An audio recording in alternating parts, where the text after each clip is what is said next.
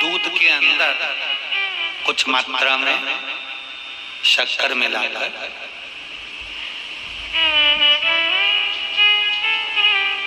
कुछ मात्रा में शक्कर मिलाकर दूध के एक बेलपत्र बाबा देवादिदेव महादेव को, तो जैसे ये शिवलिंग है और शिवलिंग की जो जलाधारी है, जलाधारी की ओर इस डंडी का मुख, जलाधारी की डंडी की, जलाधारी की ओर इस डंडी का मुख, ये से जलाधारी इधर है तो ये डंडी का मुख शिवलिंग पर इधर की ओर। दूध में कुछ मात्रा में मिली हुई शक्कर, कुछ मात्रा। हमेशा एक बात याद रखना कि जब भी सूर्य नारायण भगवान को जल दिया जाता है या शंकर भगवान को कोई जल समर्पित किया जाता है, शिव जी को जल चढ़ाया जाता है, तो जो जल चढ़ाने वाला पात्र होता है जिसमें जल भरा है या दूध भरा है या सामग्री भरी हुई है और आपको अभिषेक करना है, शंकर भगवान से अपने मन की कामना वाला पूजन करना, प्रयास करना। शक्कर डाल दी, कई लोग उसमें दूध में शक्कर को हिला दिए, मिला दिया ना। जल भरा, जल में कुछ आ गया, उंगली डालकर निकाल दिया या कोई पत्ते से या कोई फूल से या कोई सामग्री से निकाल दिया ना। वृक्ष से तोड़े हुए फूल, और यहाँ तक एक कथा में वर्णन किया कि एक फूल ऐसा भी है जो तोड़ा नहीं जाता, जमीन पर गिरा हुआ फूल। कौन सा बताया था? पारिजात। उस फूल को तोड़ा नहीं जाता, वो फूल जमीन पे गिरना चाहिए, जमीन पर गिरेगा, उठाओगे तब शंकर को चढ़ेगा, वो पारिजात का फल। पुष्प का एक नियम है, अब वृक्ष से फूल तोड़े आपने और उसको धो दिया, वृक्ष को, टूटे हुए फूल को तुमने धो दिया या पानी के पात्र में उसको डाल दिया, पानी के पात्र में भी अगर उसको डाल दिया, तुम्हारे पास बाल्टी है, कमंडल है जिसमें पानी भरा हुआ है, लोटा है जिसमें पानी भरा हुआ है, उसमें फूल डाल दिया तुमने, वो फूल भगवान को समर्पित कर रहे हो, निकाल कर वो फूल भगवान शंकर कभी स्वीकार नहीं करेगा, कभी नहीं स्वीकार करेगा, कोई देवता उस पुष्प को कभी स्वीकार नहीं करेगा।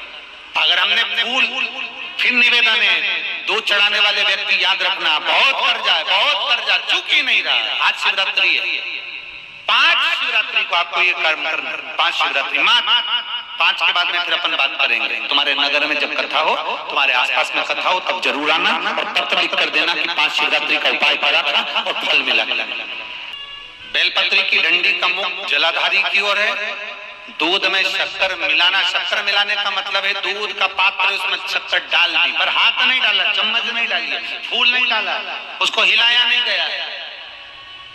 यहाँ तक शास्त्र कहता है शंकर को चढ़ाने वाले जल का जो पात्र होता है जिसमें जल भरा होता है, जल का जो पात्र होता है शिव जी को जल चढ़ाने वाला, बहुत अब हम क्या वर्णन करें, बोलेंगे तो आप कहते हो गुरु जी आप तो ना जाने कहाँ के नियम लेकर आते हो, ना जाने कहाँ।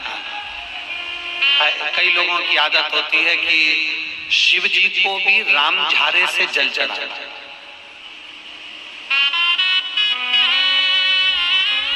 रामधारा देखा है आप लोगों ने? एक इतना बड़ा कलश होता है, उसमें एक टोंटी लगी होती है, एक टोंटी लगी होती है, उसको रामधारा कहते हैं। कई लोग शंकर भगवान पर भी रामधारे से जल चढ़ाते हैं, उसमें क्योंकि जल भर लिया और वो टोंटी लगी, उसमें से पानी डाल, उसमें से जल चढ़ रहा ना।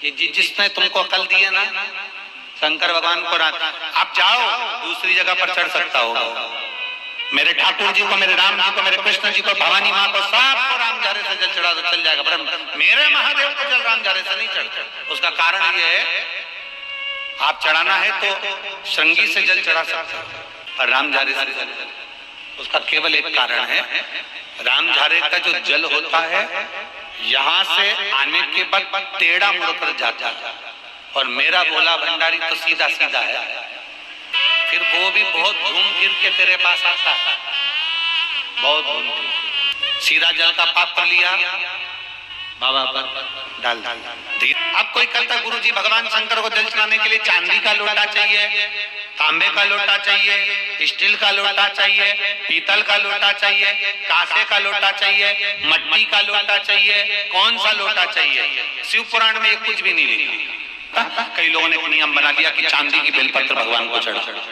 कहीं लिखा है?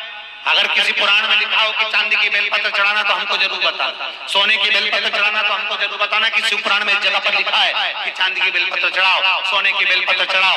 नहीं, शिव पुराण में लिखा है बेलपत्र समर्पित करो, न चांदी न सोना मेरे भगवान के दिल में निवास करती है ये बेलपत्र की बेलपत्र जो शंकर को प्रिय है। बेलपत्र की डंडी का मुख किधर? जलाधारी की ओर। जल चढ़ा, दूध चढ़ाया, शक्कर मिलाओ और दूध चढ़ाने के बाद में एक छोटे से पात्र में उस दूध को झेल लीजिए, फिर बाद में जल चढ़ा।